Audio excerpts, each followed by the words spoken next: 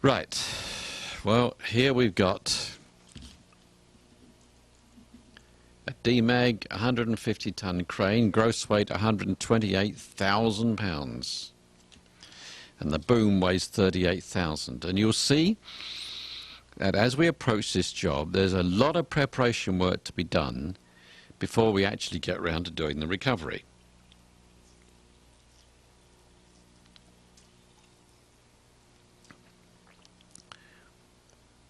It's well worth taking time on these very, very big jobs to decide what you're going to do first. And the most important thing to do is to try and get the boom central. If the boom isn't central, you don't know what's going to happen when you right this vehicle. So here we've got John Russ, again using an old M62 or M60, I'm not sure the numbers these days, but using the winch, which is a very good winch, under the chassis, getting himself set in position, I imagine, to try and straighten the boom up. We'll see what he's hooked to in a moment.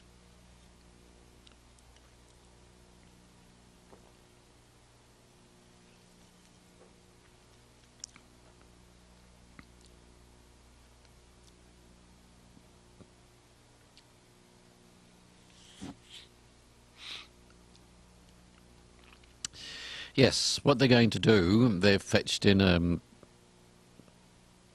mobile crane to remove the trailer bogie from under the boom,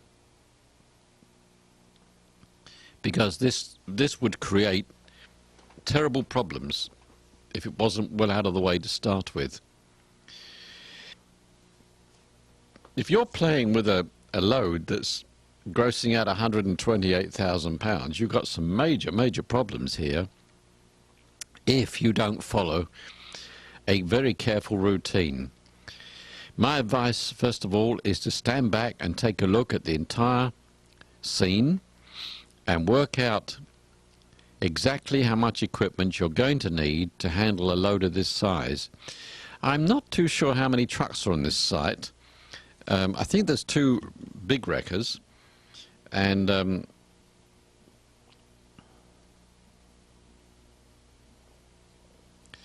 there's 2 truck-mounted cranes, well, at least mobile crane, 1 mobile and 1 truck-mounted crane.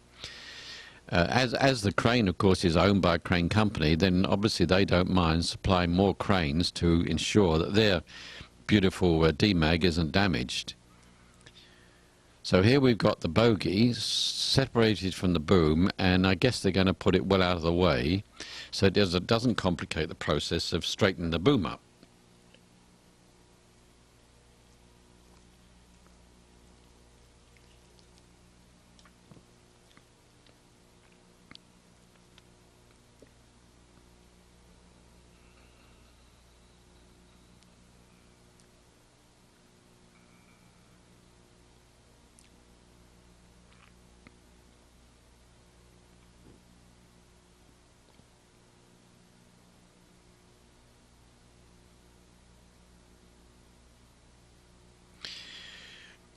Here's what looks to be like a Vulcan, but I'm guessing, because I really can't tell the difference at this distance.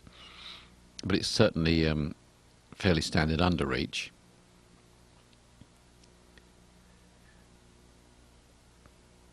And I think that he's going to start to try and swing the boom round to get the boom laying along the vehicle.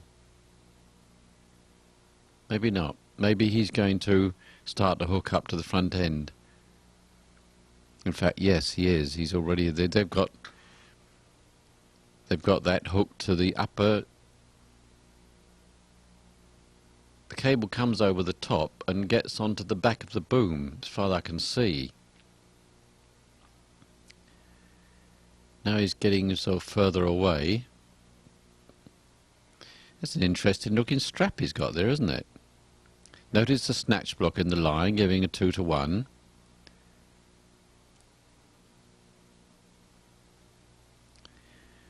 I wonder if that's one of those pipe straps, which they're round, about 2 inches in circumference, and they're very, very strong.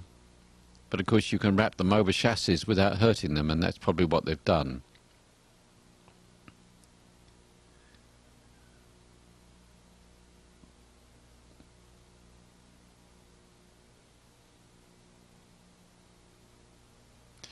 So we've got the, if it is a Vulcan or it's something similar, plus this ex-army vehicle.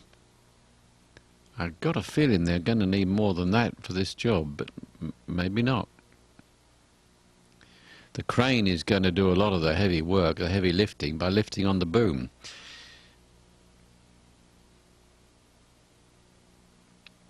In fact, it looks as though it's done a fair bit of that, because I think there's a change in the angle of the wreck.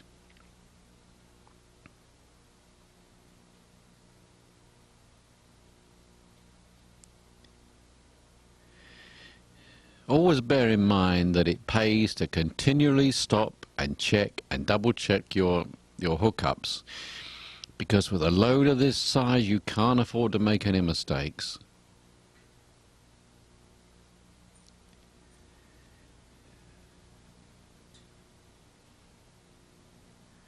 They have one crane lifting on the back. The winching is taking place on the front, and it looks to me as though they're hooked to the chassis, which is quite a surprise. But the cable's coming out between the wheels, so I guess it won't get trapped.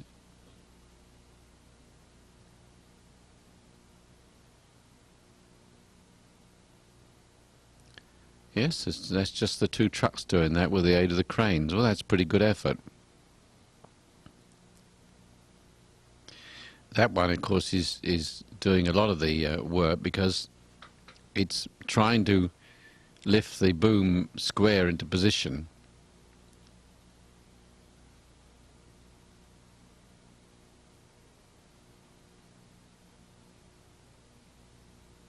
Which it's now doing.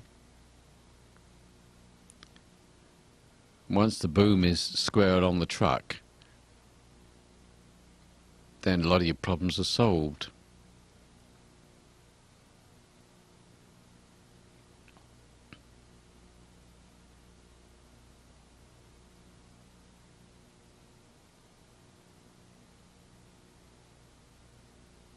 This would have been a very interesting job to have done with wreckers only, without the cranes. Very hard, but quite possible. Two big 45-ton tow trucks could do this job quite well. But after all, if you can get cranes and the owner's got cranes, why not use them? Make life simple.